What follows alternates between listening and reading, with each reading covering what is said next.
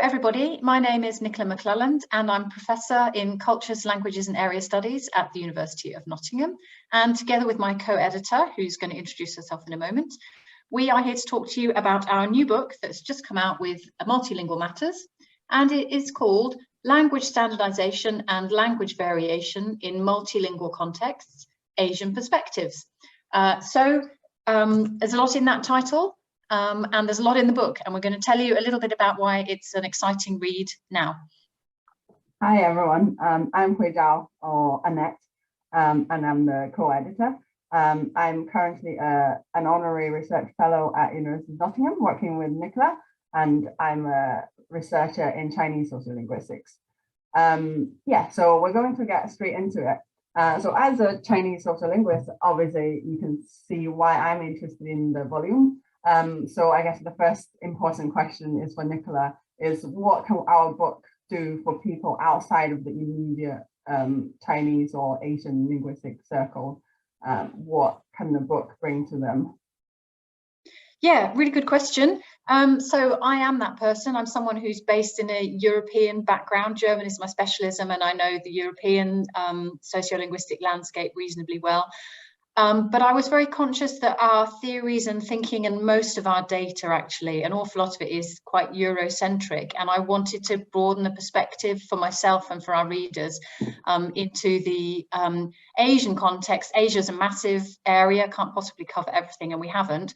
But we have covered, or at least included examples of, quite a lot of minoritized languages and major languages, quite a focus on Japan as well as China and the languages of China, and other regions in Asia as well. So that was very enriching.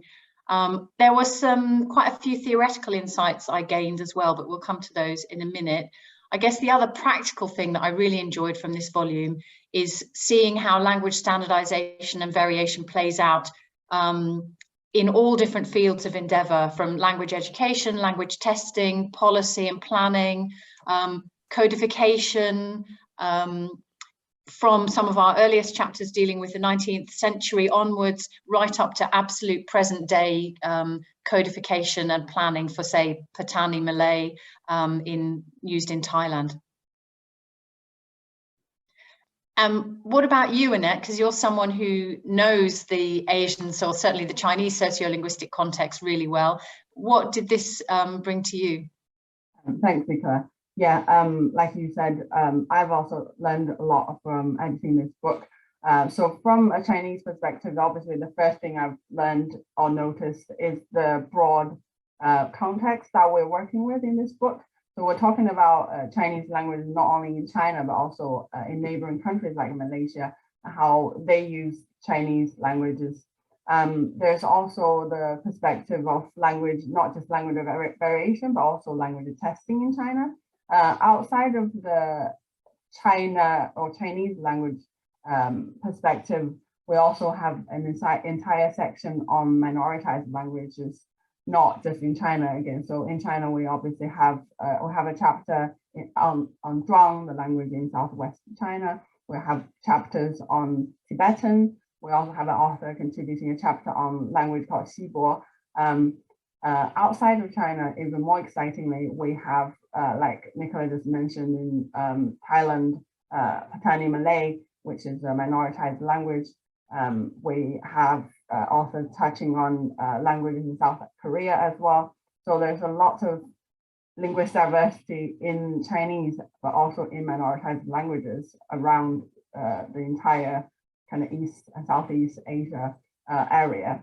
The other thing I've learned as a Chinese sociolinguist is that how we can move on from the diversity that China represents, which is a lot of dialects, a lot of accents, lots of varieties. But thinking about, for example, Japan, where the linguistic diversity isn't in terms of accents and lots of dialects, but in terms of the variation one can have in the one highly standardized variety of Japanese. So we have 3 chapters on that. We have authors looking at how Japanese is used in Hawaii, outside of Japan, and then inside of Japan, we also have an author looking at how transgender speakers, for example, would use language variation in Japanese to convey their identity. So those are all very important lessons I've learned from editing this book. Yeah, so I guess I touched on that a tiny bit, but one other important aspect of the book is obviously the theoretical approaches that we've taken with all the contributing authors. So I'll ask Nicola to share one word or two on that. Yeah, so I can't do justice to all of it, obviously, but I think maybe three things. One is we deliberately wanted to look at standardization and variation in multilingual contexts, and that's quite new for me coming from standardization studies, to realize how when you look for it, multilingualism is everywhere. You can't really look at standardization without realizing that it is in conversation with multilingualism. Often it's English or another majority language, but it's always there. So that was one really exciting thing to see worked through in so many different case studies.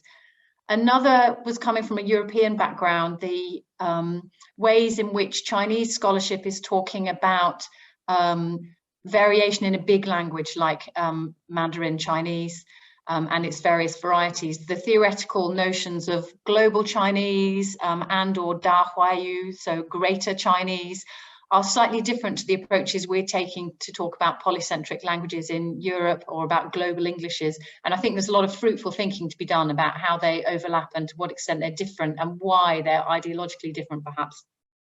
And then linguistic marketplace is a really useful approach for talking about minoritized languages in some cases. And one of our chapters, which is an open access one, actually, Alexandra Gray's chapter on Zhuang, uses that way of thinking to interrogate her particular case study. And I found that helpful too, to think and as a useful lens to think through some of the other chapters too when I was looking at them. So lots of theoretical new insights that I gained, but also lots of interesting material to engage with, actually. And we had great fun putting the volume together. Massive thanks to all our contributors and collaborators, and we hope you'll get a lot out of the book too. And just to remind you, 3 things are open access. So the introduction is open access. You can work out what we're saying in this only a bit more coherently in the introduction. Alexandra Gray's chapter on Zhuang is open access, and so is Annette's chapter on Beijing Mandarin Chinese. So enjoy those and then go and buy the whole book.